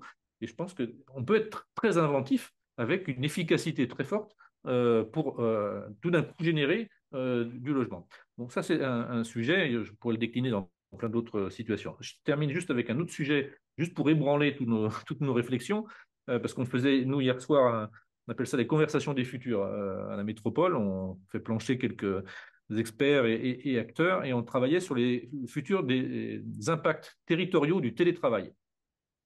Je pense que le télétravail, c'est un gros point d'interrogation, un gros pavé dans notre mare, là, parce que ça a des incidences dans énormément de dimensions de la question qu'on traite, des besoins et de la réponse aux besoins. Il y a des inversions de résidence principale versus résidence secondaire. Il y a des transformations des besoins de ce qu'on appelle un logement télétravaillable. Parce qu'on peut avoir un emploi télétravaillable, mais si dans le logement, on n'a pas la place, on n'a pas le bureau, ou parce qu'il y a trop d'enfants qui jouent, on ne peut pas travailler, ça crée de nouvelles inégalités, de nouveaux problèmes. Donc, une pièce supplémentaire, en fait, ça pourrait faire du bien, mais tout le monde n'a pas la capacité de le faire. Donc, ça ouvre plein de nouveaux sujets, y compris sur la mobilité, puisqu'on décale la mobilité dans la semaine, les pics sont plus exactement les mêmes. Ça peut donner une nouvelle tentation à la périurbanisation, y compris lointaine, puisque je ne viens que 2, 3 jours dans la grande ville, je vais me faire 2, 3 jours de bouchon, mais moi, ça ne me fait rien du coup si c'est que 2, 3 jours dans la semaine. Je vais donc aller habiter plus loin que dans la verdure, ça coûtera moins cher qu'on faire les études de Xavier. Euh, et donc là, ça bouleverse énormément de choses. Mais alors, si vous devez choisir des axes de recherche, mettez un sujet là-dessus. Vraiment, parce que ça soulève énormément de questionnements sur l'avenir. Déjà, sur la photo d'aujourd'hui, on ne sait pas bien. Alors, comment tout ça va se changer? On voit que pas mal d'entreprises ou de grandes administrations étaient passées à 3 jours, maintenant ils reviennent à 2, ou de 2 à 1 jour par semaine, donc c'est pas stable. Et même pour l'organisation des gens, dans leur vie, dans leur choix résidentiel, dans leur mobilité, ça a des incidences en cascade sur énormément de pans de la société. Donc, je le mets là. Pour moi, c'est plein de points d'interrogation qu'on ne peut pas éluder et pour lesquels aujourd'hui, on est presque à l'aveugle. Merci beaucoup pour ces premiers propos. Moi, je note déjà l'extrême imbrication des différentes dimensions à partir d'une localisation à l'immobilier qui marque une localisation finalement, et l'imbrication avec les questions d'emploi et des modes d'emploi finalement, les questions de mobilité, les questions de CO2, etc., les enjeux d'articulation d'une approche politique, écosystémique, on va dire, avec tous les acteurs, et technocratique au sens objectivation des données et comment faire en sorte que les objectifs politiques ne soient pas juste des choses en l'air, mais quand tu parlais d'indicateurs, comment ça devient des éléments un peu tangibles sur lesquels s'appuyer et construire le travail collectif finalement. Euh, et en petit sourire, moi j'ai compris qu'il fallait mettre une pichenette sur l'étoile morte. Mais bon, c'est peut-être un petit peu réducteur comme propos. Ce que je vous propose maintenant, et là je m'adresse à tous les participants, c'est que vous puissiez approfondir cette première conversation en petits groupes. On a constitué les groupes. Donc je laisse la parole à Brice qui va vous en expliquer les modalités. Ça fait bientôt 1 heure qu'on a ouvert cette discussion. On pense que c'est le bon moment d'une respiration. Vous allez vous retrouver dans les sous-groupes entre 4 et 6 personnes, des groupes qu'on a constitués à l'avance, en mixant les profils. Donc on mixe les profils, les échelles, les angles de vue. L'objectif, c'est d'approfondir notre raisonnement et d'enrichir le questionnement. C'est à la fois une respiration, mais on a beaucoup d'attentes pour vous sur ce temps de discussion. Et donc, on a formulé un certain nombre de questions qui, dans quelques minutes, apparaîtront dans la conversation. Ces questions, on pense qu'elles sont bonnes, qu'elles sont intéressantes pour soutenir vos échanges pendant ce temps de sous-groupe. C'est pas scolaire comme exercice non plus. Vous pouvez en sortir évidemment, et il n'est pas question de répondre à tout. Simplement, c'est, on pense, un bon support. Comment ça va se passer? Dans ces sous-groupes, on pense important d'avoir quelqu'un qui, à la fin, joue le rôle de rapporteur, c'est-à-dire lorsqu'on se retrouvera en plénière, si on peut le dire, voilà, partagera les éléments de synthèse. On n'attend pas un exercice, encore une fois, parfait ni scientifique, mais plutôt les éléments les plus frappants. Cette conversation est enregistrée et donc ces éléments seront aussi capturés de cette manière-là. Et on vous souhaite d'avoir une discussion soutenue, substantielle, mais assez loin de ce qu'on voit en ce moment à la télévision. Donc quelque chose qui respire, où vous conversez en liberté et vous cheminez ensemble, et surtout pas une partie de ping-pong. Je trouve génial ce que tu es en train de dire, Brice. Donc voilà, Julien, je vois assez bien le rôle. On serait assez content que vous ayez du plaisir à dire, tiens, mais en fait, je trouve que tu as raison quand tu dis ça. Ou encore, tiens, excuse-moi, j'ai encore parlé plus de 2 minutes. Je suis absolument désolé, on n'y reprendra plus. Ou encore, tiens, quelqu'un qui s'exprime moins, bah tiens, toi, on t'entend un petit peu moins. Qu'est-ce que tu penses finalement de ce qu'on se dit? Bon, vous avez compris le message. Hello, je vous Oui, vois revenir. bonjour, donc moi, je vous quitte. Je suis vraiment désolé, mais bon, on a échangé avec mes deux camarades, donc C'était prévu. je leur fais toute confiance. Merci Jean-Claude. Au revoir. À bientôt. Et bon retour parmi nous. Claire, Baptiste, Delphine. Ah, ça y est, c'est C'est une parti. intelligence- c'est juste une intelligence artificielle qui a fait ça. Hello, Elle- elle- comment allez-vous? Très bien, merci. c'est le rêve de tout facilitateur, c'est en un clic de ramener tout le monde dans la salle plénière. Vous avez perdu Xavier Timbaud dans l'affaire quand même, hein, mais bon. Alors, c'est possible, ouais, ça marche pas à tous les coups. C'est un peu Ah, autoritaire hein, comme méthode, on va pas c'est dire. ça. Merci beaucoup. Ouais, c'est forcément très frustrant. On se rend bien compte, hein, ce temps qu'on a ce matin ensemble, voilà, il y a des conversations qu'on amorce et dont on ne peut pas du tout tirer scrupuleusement les fils. Et on pense que c'est une bonne utilisation du temps collectif aussi, sachant que chacun après repart avec ce qu'il peut, ce qu'il veut. Alors merci beaucoup. On va donc partager le résultat de vos conversations, rapporteur après rapporteur, dans un temps qui va être assez limité. On a une estimation à 1 minute 37 que m'a donné Julien par ce groupe. Au-delà de la blague, c'est vrai que bah, voilà, c'est vraiment un concentré qui nous intéresse, à ce point que je vais même proposer au rapporteur qui s'estime le plus synthétique de commencer pour être modèle pour les autres. Est-ce que l'un ou l'une d'entre vous veut se lancer? Et je crois qu'on a 5 sous-groupes à écouter. Qui se dit, allez hop, c'est parti. Alexandre qui se...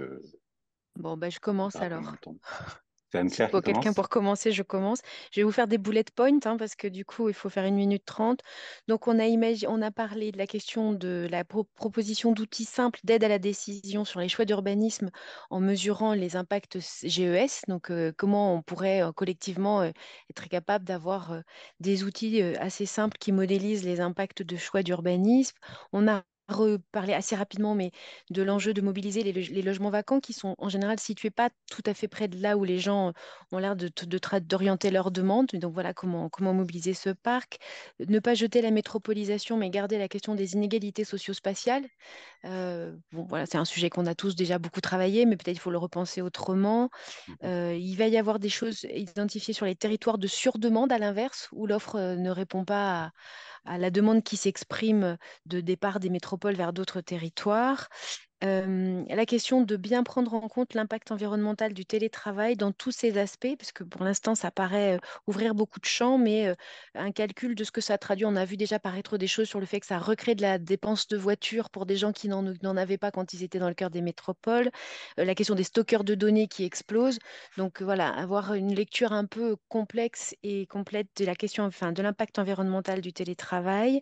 On a parlé des déterminants de l'attractivité, peut-être se doter d'une connaissance plus fine de ce qui font l'attractivité des territoires, notamment pour ces actifs de télétravailleurs que les territoires espèrent attirer, notamment voilà, les effets TGV, les effets, et pas toujours les effets de la relocalisation de l'industrie. Enfin, voilà, les déterminants de l'attractivité. Et en dernier, on a parlé de la construction de la décision, du dialogue une lecture politiste de la manière dont dialoguent les échelles et de la construction de la décision, en prenant l'exemple du SRHH qui régulièrement impose des objectifs à des enfin, par les acteurs du logement votent des objectifs et s'opposent au refus des territoires. Donc là, il y a vraiment un sujet de mettre de la scénarisation, de l'objectivation des choix et de construire politiquement à la fois le conflit et la décision. C'est incroyable, un chronomètre quelque part. Non, merci pour la synthèse super précise. Et ben, on lance un autre sous-groupe. Et évidemment, s'il y a des choses qui ont déjà été dites, peut-être ne les redites pas. Là, on va plutôt chercher voilà, ce qu'on a encore à apprendre. Tu vois, Alban qui a levé la main. Tu peux enchaîner. Je veux bien me lancer pour le groupe 1. J'en retiens 3 choses. On a une discussion un peu méthodologique autour de comment on fait évoluer la méthodologie de calcul du besoin en logement.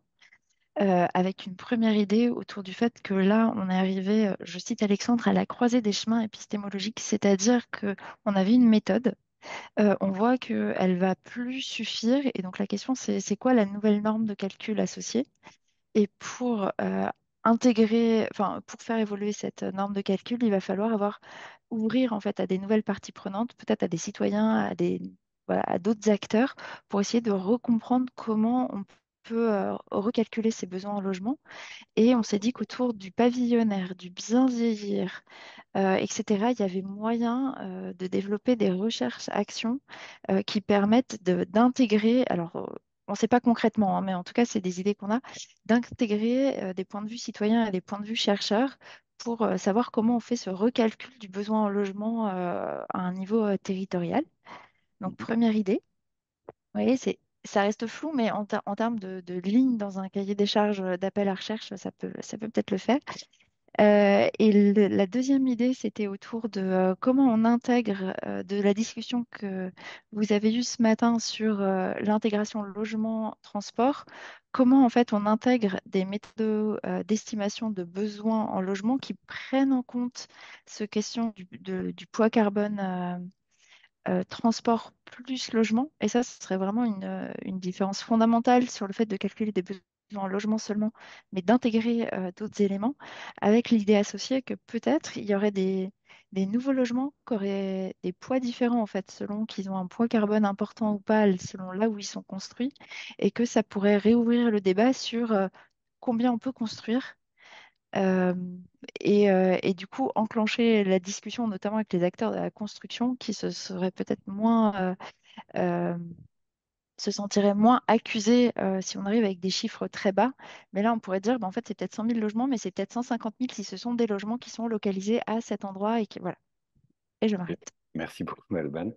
Et c'est Delphine, je crois, qui avait levé la main en premier. Si ça peut Oui, enchaîner. alors, merci. Du coup, pour notre groupe, on a parlé d'un sujet en particulier. En fait, on est parti du constat que, en effet, il y avait la question dans l'appréciation des besoins en logement, des indicateurs, des outils, de la façon dont on les mesurait, de la méthodologie qui était mise en place, mais qu'il y avait un sujet qui était encore plus mal documenté quelque part, c'était la question des aspirations. Et qu'aujourd'hui, ce sujet des capacités de choix et des aspirations, il était très orienté par des arbitrages économiques de la part des ménages, et que finalement, dans la façon dont on calculait et dont on définissait les besoins en logement, on le faisait aussi par rapport à une projection supposée, voire réelle, des aspirations ou des logements qui permettraient de répondre à des besoins, mais des besoins qui ne sont pas toujours le reflet de ces aspirations.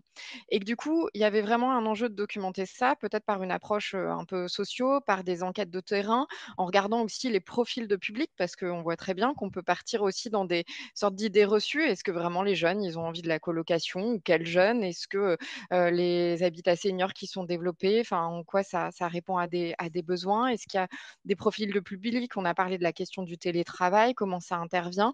Et donc, pour nous, c'était une dimension qui était aujourd'hui assez absente dans la façon dont on réfléchissait les modèles sur l'appréciation des besoins en logement, et qui nous semble importante à prendre en compte, pas forcément pour constater que toutes les aspirations sont possibles et atteignables, mais pour envisager aussi des aspirations au-delà de cet arbitrage économique, et se dire aussi que ces aspirations, elles peuvent être orientées ou alimentées par des modèles ou des nouveaux modèles qu'il faudrait rendre valorisables ou désirables, là où pendant très longtemps, on a valorisé évidemment des modèles que vous connaissez toutes et toutes, hein, mais sur la question de l'accession à la propriété en pavillon, c'est aussi le reflet de l'histoire parce que ça a été très valorisé à un moment. Je m'arrête là. Voilà. Génial. Merci beaucoup. Et je crois que c'est Catherine qui Oui, enchaîne. bonjour.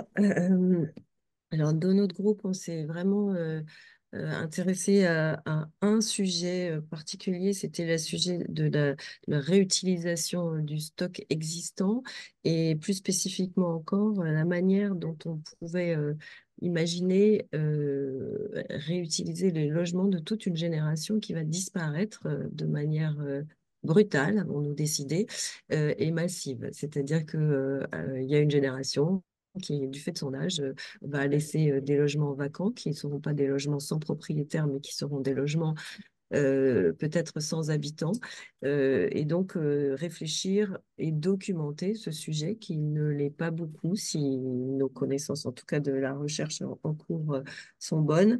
Donc, qu'est-ce qu'on fait de ces logements? Donc déjà, documenter, parce que évidemment, la question s'est posée, on s'est dit, bah, en fait, ces personnes qui vieillissent dans des pavillons, notamment, en général, se rapprochent des centres-villes, etc. Pas évident, enfin en tout cas pas bien connu. Donc comment on documente ça? Ensuite, comment on lie ça avec une action publique possible et localisée? Donc, elle ne peut pas être nationale, même s'il peut y avoir des objectifs nationaux. En tout cas, elle doit être locale, puisque c'est localement qu'on va avoir des situations très particulières et qui sont interprétables ou sur lesquelles on pourra agir. Donc, est-ce que la question se pose dans ce cas-là, est-ce qu'il faut que la puissance publique se rende à nouveau mettre du foncier ou pas, ou est-ce qu'on peut agir dans des lieux de copropriété. Comment est-ce qu'on accompagne ça en termes d'ingénierie, puisque évidemment tous les territoires ne sont pas à la même enseigne de ce point de vue-là. Voilà, la réaffectation du stock étant bien entendu en connexion avec le ZAN. Merci beaucoup, Catherine. Vous êtes hyper synthétique. Et donc, c'est Ahmed, je crois, qui a levé la main et qui finira, je crois, notre tour de restitution. Oui, Parti. alors, nous, on a abordé la question des besoins en logement et des difficultés que ça génère. Alors, toute une série de difficultés. D'abord, la question de l'emboîtement des échelles qui vont du SRADET, en passant par le SCOT jusqu'au PLU, c'est-à-dire les documents de planification. La deuxième difficulté, ce sont les évolutions législatives. Je pense particulièrement à la question du zonage, de l'investissement locatif ou de la loi SRU qui viennent impacter ou flécher les logements vers des secteurs géographiques bien particuliers et donc qui impactent la question de la planification. Il y a aussi la succession de périodes de périurbanisation et de métropolisation qui vont générer, y compris sur des modèles qu'on utilise type Onfal au type Othello, une prédétermination des résultats puisqu'on se base sur les évolutions passées. Donc voilà, toute une série de choses qu'on ne maîtrise pas et qui impactent cette question de ce triptyque, la politique de planification, les politiques nationales et puis les arbitrages des ménages. Donc, il y a ce premier paquet. Et puis, il y a la deuxième question, c'est la question du rapport entre les collectivités, les agences d'urbanisme et les services de l'État, particulièrement sur la question de l'usage qu'on peut faire d'un outil comme Othello, par exemple. Comment on fait pour passer d'une situation de face à face à une situation de co-construction de cette question-là des besoins en logement et au-delà de la question des besoins en logement, comment ça impacte derrière la question du foncier. Donc voilà, donc un énorme besoin également de questions d'ingénierie sur la question du vieillissement dans le tissu pavillonnaire. Comment on fait avec ça? Il y a des expériences, oui, il y a des expériences qui sont faites et ça serait vraiment bien qu'il y ait des pistes de recherche qui aillent dans ce sens-là et qu'il y ait aussi un exercice de benchmark pour récolter un peu les expériences au niveau local. Merci beaucoup. Vous avez été impeccable. Je repasse la main à Julien avec Vincent et Xavier. À tout de suite. Brice, merci à vous cinq pour avoir apporté les propos de vous, des 20-25 qui avaient participé à ces échanges-là. Pour terminer cette conversation, alors juste vous dire, on avait donné pour consigne à Xavier et Vincent de réfléchir par rapport à cette question-là qui nous accompagne aujourd'hui. Qu'est-ce qui est particulièrement facteur de complexité? Au contraire, quelles sont les choses plus simples qu'il n'y paraît qu'on peut abandonner? Donc, voilà ce que je vous propose. Il nous reste une petite dizaine de minutes de vous laisser une parole assez libre. Chacun prenez peut-être 5 minutes de voir par rapport à ce que vous venez d'entendre, par rapport à la discussion que vous avez eue, et par rapport aux questions que vous vous posez pour la suite, voilà, d'avoir des propos conclusifs et de pas avoir eu des propos liminaires. Pas qui veut se lancer. C'est bien. C'est le meilleur. Ok, je me lance. Alors, moi, je suis très sensible à la question du besoin en logement. Ce que j'ai entendu à propos de ça me paraît très intéressant.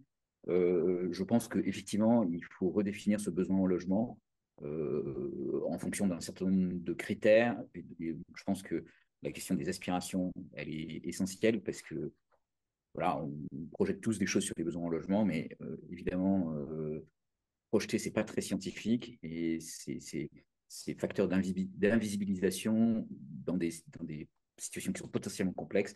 Donc là-dessus, je pense qu'effectivement, il y a des choses à faire. Je suis assez convaincu qu'il faut prendre en compte le rapport à l'emploi, qui reste un des facteurs qui structurent les territoires. L'emploi, les transports, la mobilité. C'est pas les seuls. Il y a d'autres éléments qui structurent le territoire et qui expliquent que les gens se mettent les uns à côté des autres. C'est pas que l'emploi, il y a aussi la socialisation, l'accès aux services, l'accès aux différentes aménités, quelles qu'elles soient. Donc ça aussi, c'est des éléments qui doivent pouvoir être intégrés. pouvoir prendre en compte cette complexité sociologique de différentes aspirations, mais qui vont quand même se mélanger. C'est-à-dire que voilà, il ne s'agit pas de faire des villes pour des gens qui travaillent et puis des villes pour des gens qui ne travaillent pas, parce que en fait, la socialisation passe par le mélange de tous ces gens-là et de toutes ces aspirations, et d'arriver à ce que chacun y trouve son compte, avec une dimension sociale qui est essentielle. Juste un petit point, moi, que je rajouterai à votre réflexion. On parle beaucoup de besoins en logement, et on peut penser aussi dans son rapport avec l'emploi, mais je pense qu'il faut aussi regarder les choses du côté des entreprises, dans le besoin d'employés. On parle beaucoup des difficultés de recrutement. On ramène souvent les difficultés de recrutement, par exemple, dans les entreprises, au fait que il n'y a pas les bonnes incitations, donc on réforme l'assurance chômage, ou qu'il n'y a pas les bons niveaux de formation. Peut-être qu'une explication est à chercher dans la bonne localisation. Peut-être que les entreprises ne sont pas à l'endroit où sont les gens qui potentiellement pourraient travailler dans ces entreprises, ou que les moyens de transport ne les amènent pas, et que ça aussi, c'est un élément qui peut être amené dans la réflexion. C'est une autre façon de regarder les territoires, pas simplement du côté des résidents, mais aussi du côté de ceux qui les animent. Et ce que je dis, c'est vrai pour les entreprises, mais c'est vrai aussi pour les commerces.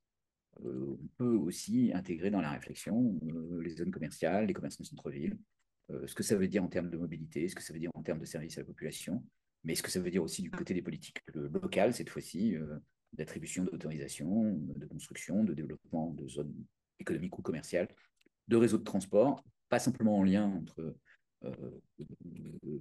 les gens, l'endroit où ils habitent et l'endroit où ils vont travailler, mais aussi toutes les autres aménités auxquelles ils ont accès et auxquelles ils souhaitent avoir accès. Et je pense que avoir ces différents points de vue, c'est important pour enrichir la réflexion, et aussi pour créer une connaissance commune entre tout un tas d'acteurs qui, s'ils arrivent à se mettre d'accord sur un certain nombre de points, peuvent quand même avoir une puissance de décision et d'action assez importante. Merci beaucoup, Xavier. Vincent? D'abord, pour saluer le travail de synthèse qui a été fait. Franchement, c'était bluffant en aussi peu de temps d'envoyer autant de messages, dans lesquels je me suis bien retrouvé aussi. Donc, si je veux pointer quelques sujets, il y a cette relation entre le national et le local. On sent bien que ça fourmille de partout. Comment on arrive à emboîter tout ça, et la question, on la voit poindre par différents aspects. Et si on reste sur le sujet, par exemple, du ZAN, qui a posé un cadre national, mais qui n'a pas permis réellement d'attaquer le sujet de comment je réponds aux besoins de nos populations dans l'urbain existant. Autant on comprend qu'il faut arrêter d'étendre, autant on ne sait pas comment on va accompagner la densification. Or là, c'est, je pense, un besoin de nouvelles politiques nationales qui permettra au local d'agir. Il ne s'agit pas de faire à la place, il ne s'agit pas de dicter comment faire au niveau local, mais il faut accompagner ce mouvement-là, et force est de constater qu'on ne l'a pas. Un sujet qui a été évoqué, dans lequel moi je me retrouve bien parce que c'est une préoccupation très forte, c'est la question des aspirations. Et alors, il y a plein de termes autour de ça, on peut appeler ça aspiration, mais il y a plein d'autres manières de qualifier la chose. Je pense qu'il faut y aller avec autant de puissance que ce qui a été élaboré pendant 50 ans, avec une force de transformation colossale. Ce qu'on a fait comme urbanisme extensif, c'était une sorte de coalition d'acteurs publics et privés qui se sont accordés sans s'accorder de manière verbale, mais qui ont mutualisé ou combiné leurs bénéfices, sphère publique et sphère privée, avec des lobbies extrêmement puissants, un marketing extrêmement puissant. Et je fais un parallèle, et je m'en excuse, mais je le fais de temps en temps avec le lait, où pendant 40 ans, le lait, c'est bon pour la santé, il fallait que tout le monde boive du lait. On a transformé tous les espaces agricoles pour faire de l'élevage extensif, produire beaucoup de lait avec des aides européennes, des aides nationales, des transformations de la politique agricole, de toutes les industries agroalimentaires. Et puis, au bout de 50 ans, on se dit, oups, finalement, le lait, c'est pas bon pour tout le monde. Et en plus, les pets de vache, c'est terrible, c'est du méthane, et c'est encore plus grave que les gaz, que le CO2. Et donc, machine arrière. En fait, notre urbanisation, c'est un peu le même truc. Or, c'est pendant 50 ans que tous les messages qui sont rentrés dans la tête des gens font qu'aujourd'hui, on leur dit que c'est quoi votre idéal? C'est ma maison individuelle avec la voiture. 50 ans que c'est construit comme ça. Maintenant, quel est notre récit des 50 prochaines années? Là, il faut s'attaquer à ça. Et ce n'est pas que de la politique publique, c'est du marketing, c'est du récit, c'est de l'embarquement. Et ça ne va pas s'écrire tout seul. Donc, si on doit réfléchir, avoir quelques vecteurs de recherche et d'approfondissement, moi j'en mets un là-dessus. Il est colossal, il est compliqué et c'est une forme de coalition directe ou indirecte entre acteurs publics et acteurs privés qui répondent à des besoins locaux et qui satisfassent tôt ou tard des aspirations qui parfois ne sont même pas exprimées, mais vers lesquelles finalement on n'est pas seulement à subir les aspirations des gens, on est à les influencer mais pas du jour au lendemain. Voilà. Donc là, on est dans un pas de temps assez long. J'aurais plein d'autres sujets sur l'ingénierie. Si on me lance là-dessus, j'en ai pour 1 heure. Donc je dis oui, effectivement. Et sur l'ingénierie de la densification, on ne sait pas faire. Et donc là, oui, il faut s'outiller, vraiment. Ça tombe bien, on est juste au début de cette communauté. Donc, dans les prochaines années, on va une heure. Je me permets de rentrer juste dans le fond très rapidement avant de donner la parole au PUCA et à l'USH. Vous dire quelques mots, nous, depuis notre position qui est celle de, on va dire, de mailloticien de cette communauté autour de la question des besoins en logement. Déjà, vous remercier pour vos participations à la première conversation, cette deuxième conversation. Vous avez été réguliers. Il y en a qui ont eu des empêchements. Il y a des questions de date, bien évidemment, dans des timings qui sont serrés. Donc, vous remercier pour ça. Vous remercier pour le travail fait dans ces sous-groupes et leur restitution de haute qualité. Vous remercier aussi pour les notes que vous nous avez envoyées par mail à l'adresse qu'on vous avait donnée, belle.logement@gmail.com. vous redonnera. Mais on reste preneur, encore une fois, de vos notes, vos idées, vos inspirations qui ont été générées par la discussion, la conversation auquel vous avez participé aujourd'hui. Donc, merci beaucoup pour ça. Il y a d'autres jalons qui sont en train d'avancer. Je ne vais pas tout défricher parce que François va prendre la parole. Mais l'idée, c'est de continuer ce cheminement à la fois calme et certain de renforcement et d'élargissement de cette communauté autour de cette question des besoins en logement à l'heure de la transition écologique. On a une troisième conversation, on va avoir un séminaire, on a une plateforme en ligne qui est en train d'être prototypée. J'en dis pas plus, je laisse la parole à François, mais je vous remercie encore une fois grandement pour votre participation et on vous renvoie des éléments pour qu'il y ait vos coordonnées, pour que vous nous envoyiez des notes et que vous puissiez récupérer la vidéo. Merci encore. La parole à François Ménard. Et merci. Et